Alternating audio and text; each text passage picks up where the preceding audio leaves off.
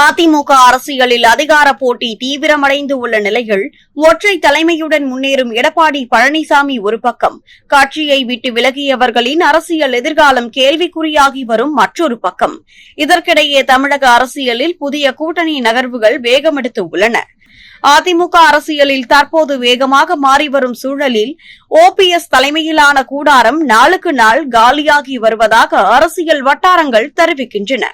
OPS ஆதரவாளராக அறியப்பட்ட வைத்தியலிங்கம் திமுகவில் இணைந்து உள்ள நிலைகள் வரும் ஜனவரி 30ஆம் தேதி பன்னீர்செல்வமும் திமுகவில் இணைவார் என்ற தகவல் அரசியல் களத்தில் பரபரப்பை ஏற்படுத்தியுள்ளது. மறுபுறம் ஒற்றை தலைமையுடன் கட்சியை உறுதியாக முன்னெடுத்து வரும் எடப்பாடி பழனிசாமி அதிமுகவை தன் கட்டுப்பாட்டில் கொண்டு வந்து தொடர்ந்து அரசியல் முன்னணியில் அடைத்து முன்னேறுகிறார்.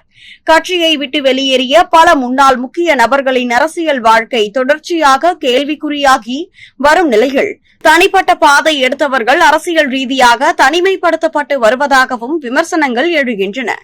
இதற்கிடையில் தமிழக வெற்றிக் கழகத்தில் இணைந்து உள்ள முன்னாள் அமைச்சர் செங்கோட்டையன் மீது கட்சிக்குள் அழுத்தம் அதிகரித்து வருவதாக தகவல்கள் வெளியாகியுள்ளன. அதே நேரத்தில் பாஜக கூட்டணியில் இணைவதாக அதிகாரப்பூர்வமாக அறிவித்த TTV தினகரன் தேசிய அரசியலில் தன் அடுத்த கட்ட நகர்வை தொடங்கியுள்ளதாகவும் அரசியல் வட்டாரங்கள் கருத்து தெரிவிக்கின்றன. மொத்தத்தில் தமிழக அரசியல் மேடையில் கூட்டணிகள், விலகல்கள், இணைப்புகள் என அதிகார போட்டி உச்சத்தை எட்டியுள்ளது.